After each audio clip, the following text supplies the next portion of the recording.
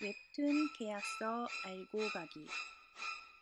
계약에 앞서 계약에 관해 짚고 가야 할 내용들을 말씀드리겠습니다. 워낙 다양한 케이스와 범위가 있어서 중요한 부분은 몇 번 언급하게 됩니다. 지금은 괜찮지만 이 부분을 어설프게 지나가게 되면 나중에 큰 곤란을 겪게 될 수 있으니 다양한 방법으로 계약서에 관해 공부를 하기를 권장합니다. 3년 전 웹툰 작가들의 불공정 계약에 관한 이슈로 한참 시끄러웠죠. 덕분에 지금의 웹툰 관련 표준 계약서가 마련되는 계기가 되었는데요. 이 표준 계약서 역시 케이스 바이 케이스이기 때문에 계약할 때마다 꼼꼼히 살펴보세요. 웹툰과 일러스트 분야 종사자들이 열악한 근무 환경과 불공정한 대우에 시달리고 있는 것으로 나타났습니다. 심지어 욕설과 성추행 등 인권 침해를 경험했다는 작가는 3명 중 1명꼴이었습니다. 김수강 기자입니다. 지난해 2월 예술복지법이 개정돼 그동안 구두 계약이 만연하던 문화예술계에 서면 계약 체결이 의무화됐습니다. 그러나 만화 웹툰과 일러스트 작가 800여 명을 대상으로 한 서울시의 실태조사에 따르면 여전히 20%가 넘는 작가들은 서면 계약서를 작성하지 못하는 것으로 드러났습니다. 계속 써달라고 얘기했지만 뭐 그러던 사이에 이제 일은 급하다고 맞춰주는 상황이었었고요. 근데 그러니까 뭐 그 사이에 이제 계약서는 써주지 않은 상태에서 마감이 됐으니까. 서면 계약을 했더라도 계약 조건이 불공정한 문제가 있습니다. 일러스트의 작가는 80% 가까이, 웹툰과 만화는 약 40%가 불공정한 계약 조건을 강요당한 적이 있다고 답했습니다. 일정 금액만 주고 2차 저작물의 사용권을 모두 넘기도록 강요하거나 수익을 부당하게 나누고 일방적으로 계약 해지를 통보한 경우가 대표적입니다. 이런 불공정 계약 때문에 한 웹툰 작가는 월 1억 원의 매출을 올리고도 정작 손해진 돈은 400만 원에 그쳤습니다.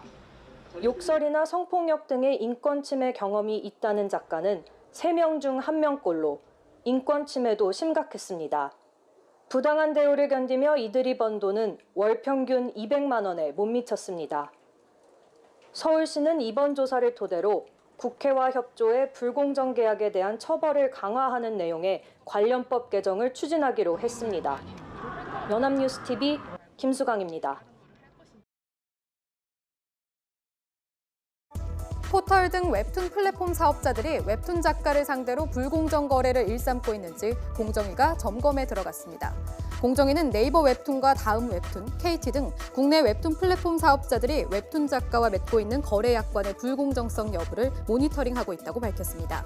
웹툰 업계에서는 계약 관계상 플랫폼이 우위에 있다 보니 원고료냐 저작권료, 계약 연장 문제에서 작가들에게 불리한 계약이 이뤄지기 쉬운 문제가 있다는 지적이 있었습니다.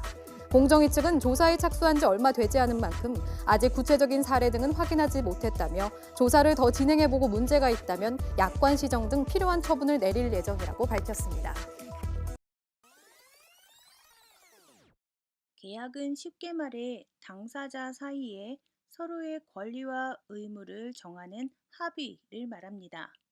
나는 상대방에게 만화를 출판할 권리를 주고 대신 상대방은 내게 돈을 주는 계약을 생각해보면 나는 계약으로 만화를 제공할 의무와 돈을 받을 권리를, 상대방은 계약으로 만화를 출판할 권리와 돈을 줄 의무를 부담하게 됩니다.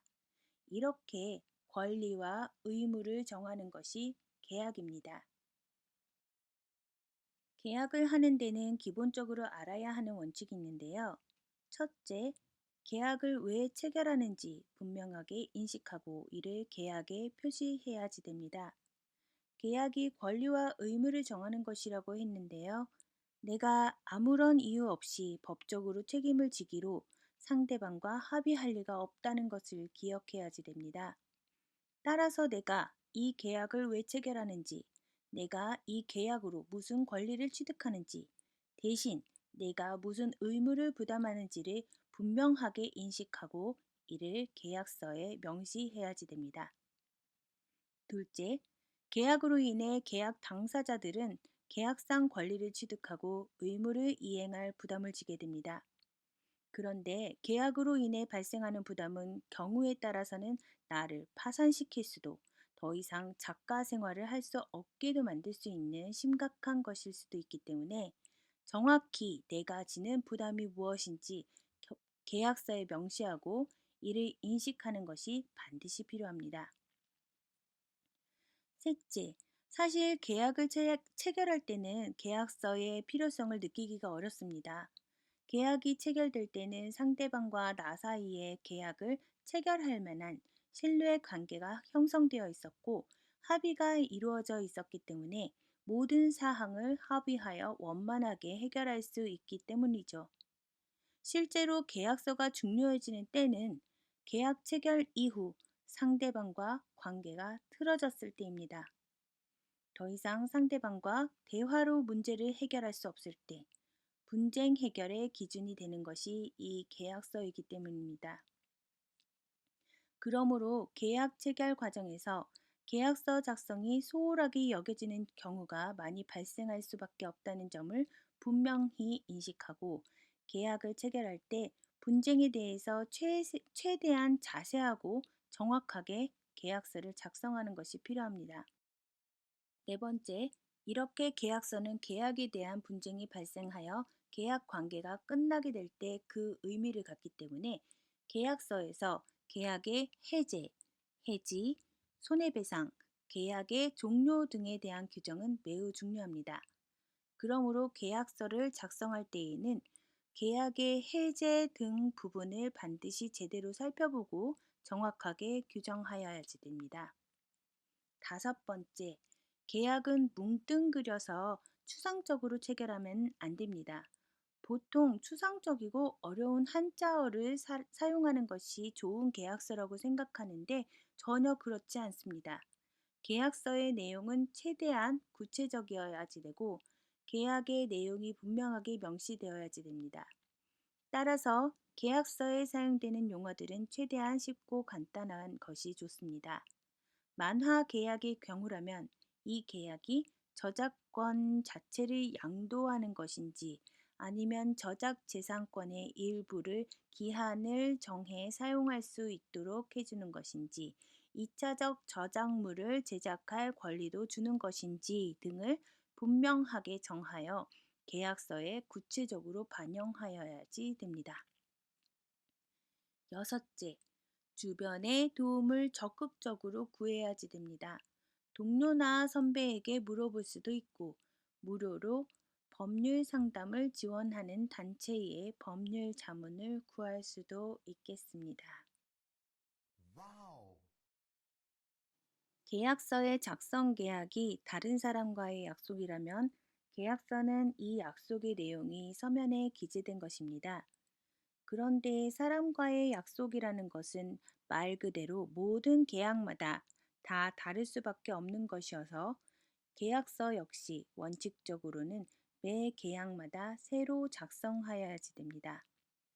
그러나 동일 업계에서 동일한 업무에 종사하다 보면 아무래도 자주 체결하는 형태의 계약이 있을 수밖에 없겠죠.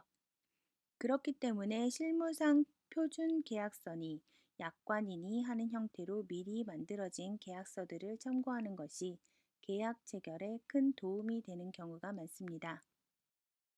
한국만화영상진흥원에서 여러 가지 표준 계약서를 마련해 놓았는데요. 그 중에서 웹툰 연재 계약서를 한번 살펴보도록 하겠습니다. 이 웹툰 연재 계약서에서 분명하게 정리한 부분은 다음과 같습니다. 첫 번째, 플랫폼을 별도로 구분하지 않고 온라인 서비스라는 서비스 형태로 웹툰 서비스를 규정하였습니다. 두 번째, 2차적 저작물의 창작, 저작물의 재이용 등은 웹툰 연재와 별도로 계약해야 한다는 사실을 분명하게 하였습니다. 세 번째, 쌍방 간의 의무 이행 시한을 명시하였습니다.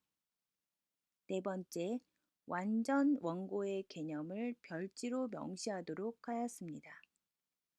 다섯 번째, 계약의 종료 시점을 명시하고 계약이 자동 연장되지 않는 것을 원칙으로 하며 계약 종료 시 쌍방 간 부담하는 의무를 명시하였습니다.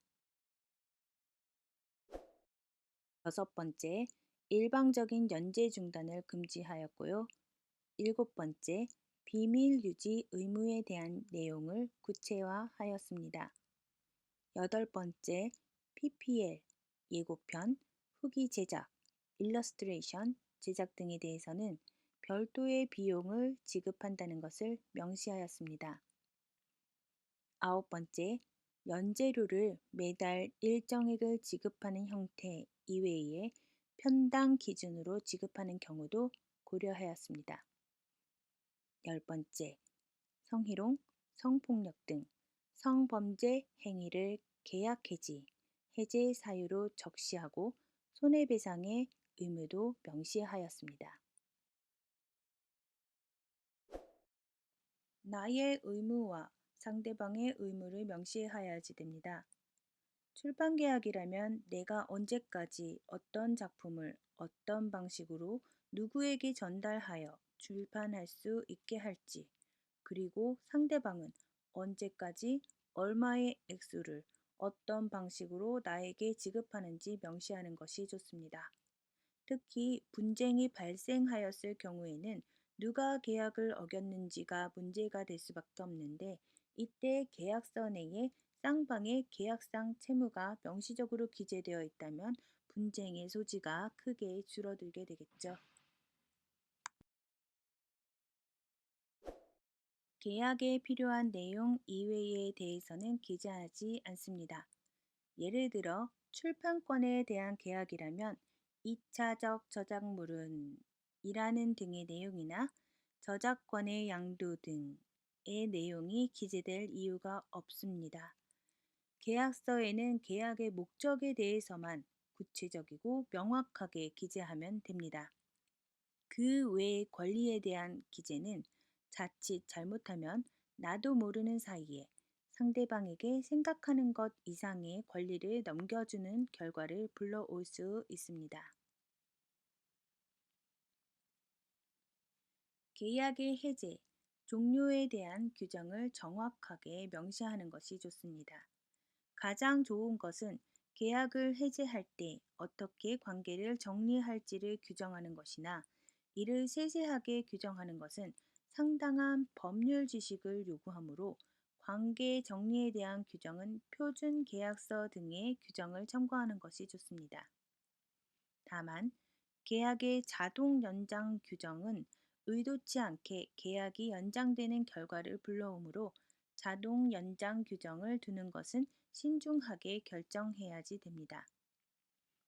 자동 연장 조항은 계약의 해지, 해제권을 부당하게 제한하는 것으로 볼 여지도 충분히 있으므로 체결되는 계약이 약관의 규제에 관한 법률, 소정의 약관에 해당한다면 추후 자동 연장 조항에 관한 분쟁이 발생하는 경우 자동 연장 조항의 무효도 주장해 볼 수 있겠습니다.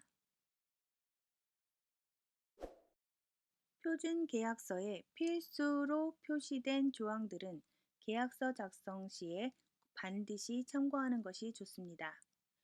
표준 계약서에 필수로 표시된 조항들은 계약의 본질적인 내용들에 관련된 것입니다.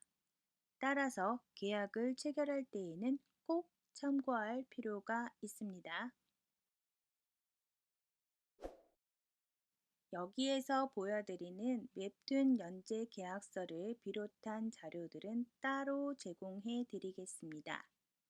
한국만화영상진흥원 사이트에서도 찾아서 다운로드 받으실 수 있습니다.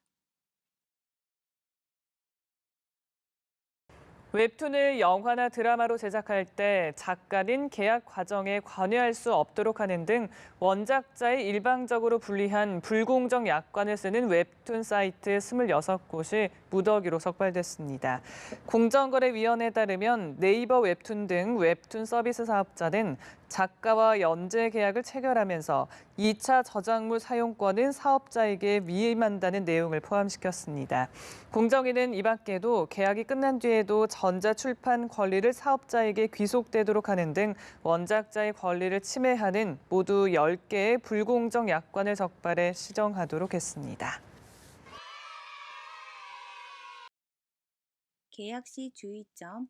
첫 번째, 협의와 합의의 차이점을 파악하셔야지 되는데요. 협의는 갑과 을이 서로 의논하는 것이고요.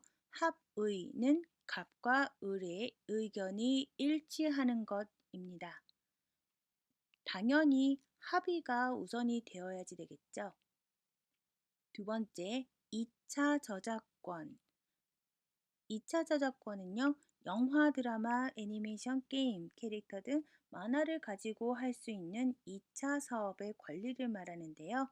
웹툰 연재 시에 2차 저작권에 대한 계약 내용은 가능한 삭제를 권고합니다. 세 번째, 계약할 때는 연재하는 방법에 대한 계약만 하세요.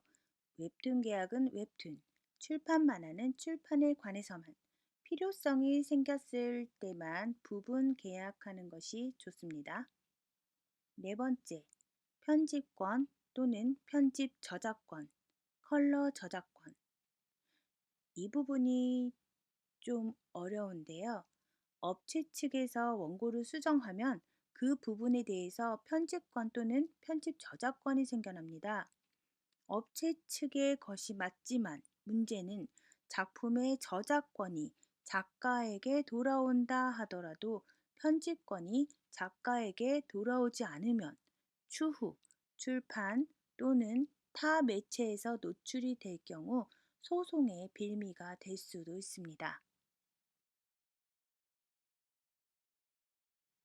다섯 번째, 수익 배분에 관한 내용입니다. 작가와 연재 플랫폼 사이에 업체가 많으면 많을수록 당연히 작가의 수입은 줄어듭니다. 또 수익 배분에 있어서 총 매출에서 몇 퍼센트를 작가에게 지불한다와 순 매출에서 몇 퍼센트를 작가에게 지불한다는 큰 차이가 있으니 주의하세요.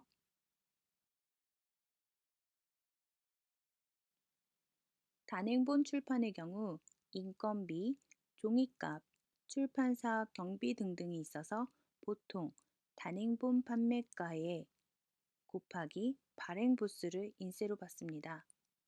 전자출판의 경우에는 인건비 및 종이값이 거의 들어가지 않기 때문에 보통 50% 정도 인세를 받아가고 최대 70% 정도의 인세까지 받는 경우도 있다고 하네요. 해외 출판의 경우에는 차후에 계약한다고 쓰시면 되겠습니다.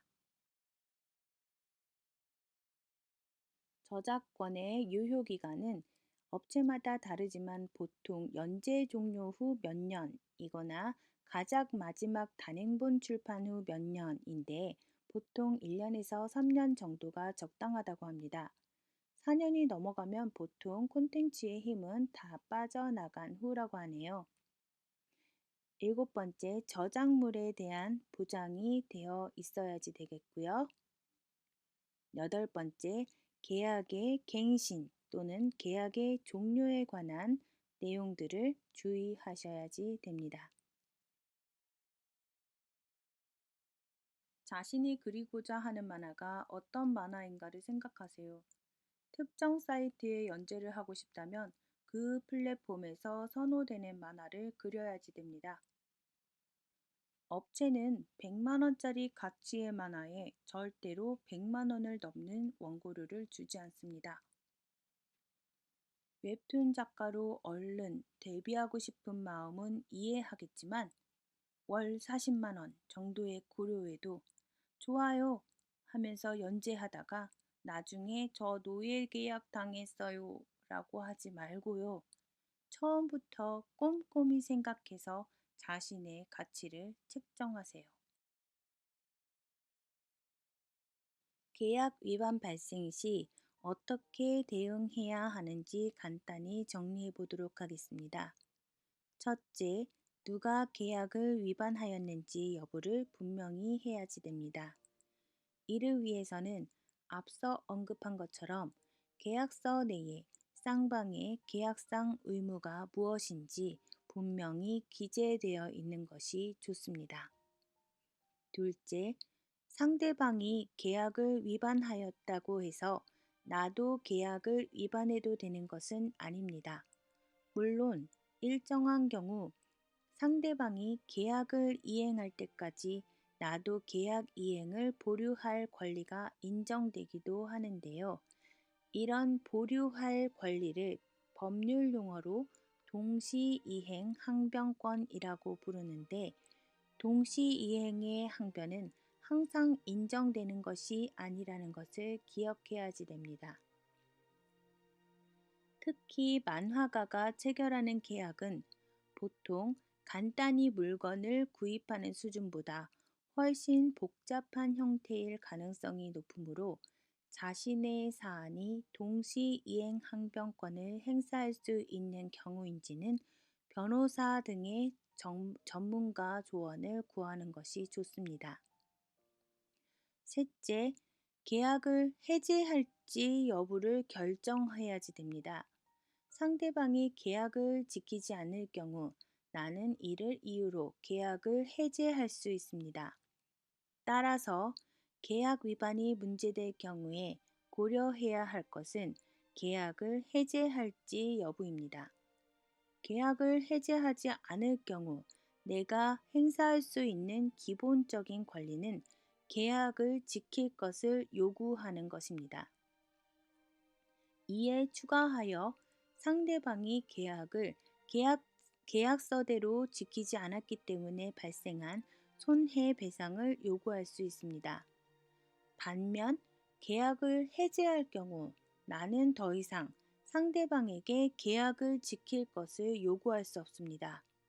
나아가 나와 상대방은 모두 계약을 원점으로 돌릴 의무를 부담하게 됩니다. 따라서 나는 내가 지금까지 받은 돈을 모두 돌려줘야지 되고 상대방도 나로부터 받아간 원고 등을 모두 돌려줘야지 됩니다. 그리고 이와 별도로 상대방은 나에게 계약 위반으로 인한 손해배상을 해야지 됩니다. 여기서 중요한 것은 내가 지금까지 받은 돈을 모두 돌려줘야 한다는 것입니다. 이는 상대방으로부터 손해배상을 받는 것과는 별개의 문제입니다. 다시 말하면 상대방이 계약을 위반한 경우라고 하더라도 일단 나는 내가 받은 것을 모두 돌려줘야지 됩니다. 물론 돈을 돌려줄 의무는 별도의 계약에 따라 제한되거나 없어질 수도 있습니다. 사실 돈을 돌려주고 다시 손해배상금을 별도로 받는 것은 상당히 비효율적인 일이기 때문에 많은 경우 이미 지급한 돈을 돌려받지 않는 것으로 손해배상에 가름한다든지 하는 식으로 아예 계약서에 명시하는 식으로 계약을 체결합니다. 그러나 아무런 규정이 없을 경우 계약을 해지하면 내가 받은 돈을 돌려줘야 한다는 사실은 꼭 기억해야지 됩니다. 다만 계약을 해지하는 것이 아니라 해지하는 경우에는 약정 내용에 따라 반드시 받은 돈을 돌려줄 필요가 없을 수도 있습니다.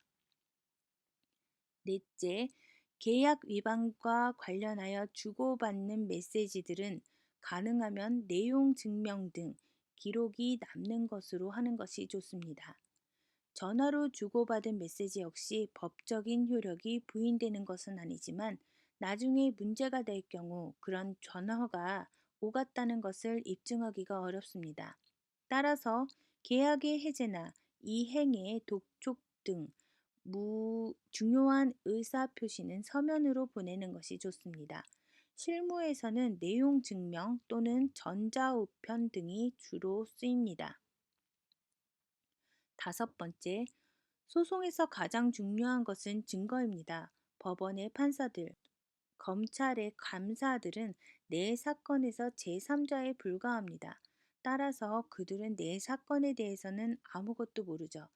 그들은 나와 상대방이 하는 말을 듣고 나서야 내 사건의 내막을 알게 되고 나의 말과 상대방의 말 중 어느 쪽을 믿을 만한지 여부는 증거에 따라 판단합니다. 하늘도 알고 땅도 알고 나도 알고 너도 안다고 하더라도 증거가 없으면 판사는 알 수가 없다는 것을 반드시 기억해야지 됩니다.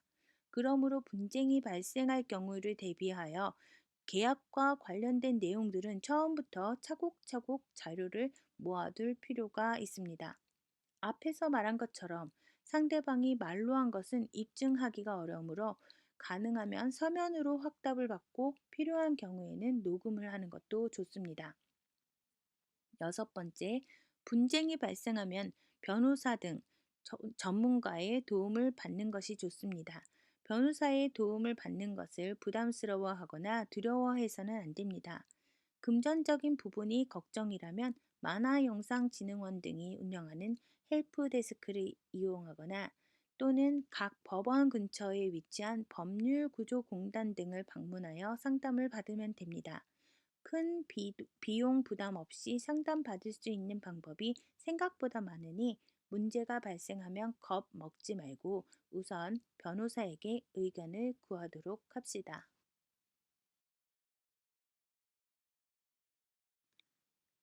원칙적으로 말해 표준 계약서에 불필요한 조항은 없습니다.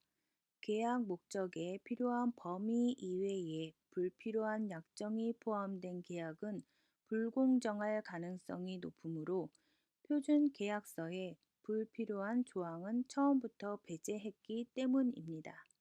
그러나 실무상 표준 계약서가 그대로 쓰이는 경우보다는 계약 체결 과정에서 표준 계약서를 참고하는 경우가 훨씬 더 많다는 점을 감안해서 표준 계약서 중 계약 내용의 본질적인 부분에 해당하는 규정에는 필수 표시를 추가하였습니다.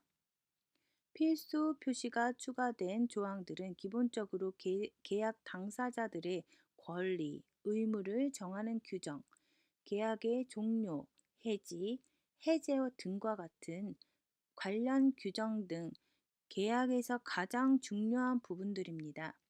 또한 불공정성이 문제될 여지가 큰 사안에 대비하는 규정에도 필수 표시를 추가하였습니다. 따라서 표준 계약서를 참고해서 계약을 검토할 때 표준이라는 표시가 있는 조항들은 특히 유의하여 검토해야지 됩니다.